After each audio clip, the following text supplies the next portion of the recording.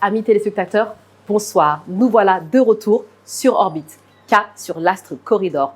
Aujourd'hui, nous allons à la rencontre du premier manager sénégalais à occuper le poste de directeur général de la première banque nigériane, FBN Bank, M. Omar Dioum. La FBN Bank a été primée Corridor, Cori de l'entreprise la plus compétitive.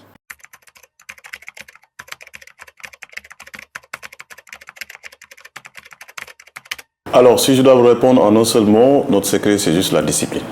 Voilà. Sans la discipline, on ne peut rien accomplir dans la vie. Je pense que c'est une réponse simple, qui paraît très simple, mais qui, à mon avis, a tout son sens. Parce qu'on a beau être ambitieux, on a beau être, avoir des projets, ou bien vouloir réussir, si on n'a pas de discipline, on n'y arrive pas.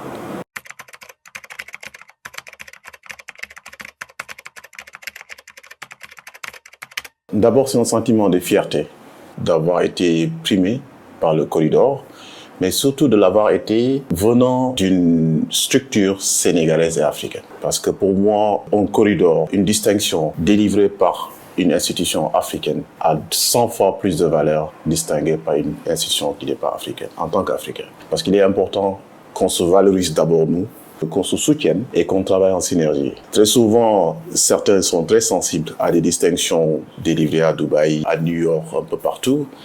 Mais je pense qu'il est important en tant qu'Africain qu'on accorde plus de valeur à la reconnaissance de nos pères, de nos frères et sœurs africains. Et c'est le cas du Corridor. Donc c'était pour moi un sentiment de fierté, un sentiment d'être valorisé en tant qu'Africain et pas en Africain, qui a tout son sens.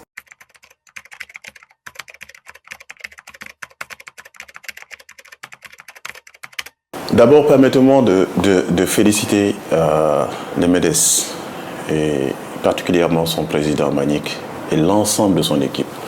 Pourquoi je le dis? Parce que j'ai été un peu partout dans le monde et j'ai eu l'occasion de participer à des cérémonies de awards, de distinctions. Mais il est rare de voir une plateforme qui permet aux nominés d'être visible avant l'événement, pendant l'événement en direct et après l'événement. Cela ne me surprend pas parce que je connais l'homme qui est derrière tout ça, qui est une personne d'une grande générosité. Je connais son altruisme, sa motivation et son engagement envers sa communauté, parce que ça fait quand même plus de 25 ans, si je ne me trompe pas, qu'il a mis en place un forum du premier emploi où j'ai été moi-même participant dans le passé. Ça ne me surprend pas de voir Mbagnick mettre en place un corridor qui permet aux Sénégalais d'être découverts d'abord et qui leur donne la plateforme qui leur permet de partager leurs idées, de partager leur histoire, leur parcours et d'impacter sur les autres, mais surtout de le faire en direct à la télé. Ça, c'est quelque chose que je ne vois pas, que je n'ai pas vu ailleurs. Et c'est quelque chose à saluer.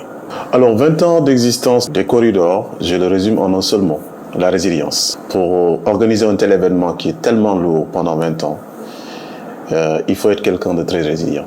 Et je pense que Mbagnick a prouvé au monde entier, et surtout aux Africains, que c'est possible quand on est déterminé, quand on le veut, quand on y met toute son énergie. Quand on est résilient, on est capable de faire bouger des montagnes. Ce qui nous rend fiers et ce qui renforce notre confiance en tant qu'Africains. Quand on est déterminé, quand on travaille avec du sérieux, on est capable de réussir.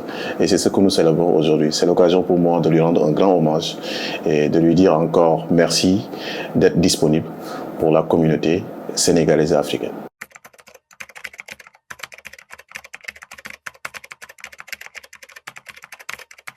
Alors, mon message, c'est d'utiliser cette opportunité pour impacter. Et quand je dis impacter, c'est inspirer la jeunesse. Parce que nous traversons une période extrêmement difficile de crise de rôle modèle. Les jeunes sont complètement désespérés. Ils n'ont plus d'exemple dans la société. Nous sommes envahis par le phénomène des réseaux sociaux. Donc, il est difficile d'être concentré, d'être discipliné. Mais il est surtout difficile d'avoir un exemple à suivre. Et tous ces gens, on va les célébrer ce soir parce que tout simplement, ils ont fait preuve de résilience, ils ont fait preuve de bonne conduite, ils ont fait preuve de compétence. Mais ils feront encore plus preuve d'impact s'ils sortent parler à la jeunesse. Parce que tout simplement, La jeunesse a besoin qu'on lui explique et qu'on lui dise que la réussite est possible.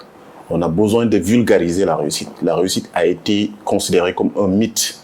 Ceux qui réussissent n'aiment pas parler de leur réussite parce que tout simplement, ils évitent d'être vus dans la société comme des gens qui veulent se montrer.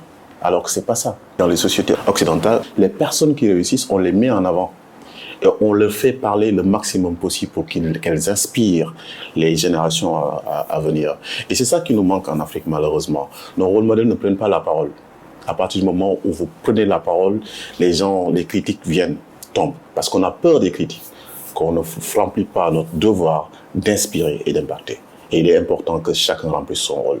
Donc vous, les lauréats de ce soir, je vous demande, utilisez cette opportunité, parlez aux jeunes et dites-leur que, quelles que soient les difficultés qu'ils traversent aujourd'hui, il est possible de réussir à condition qu'ils soient résilients. Merci d'avoir suivi ce numéro. Je vous donne rendez-vous, comme d'habitude, demain, même chaîne, même heure. À très bientôt.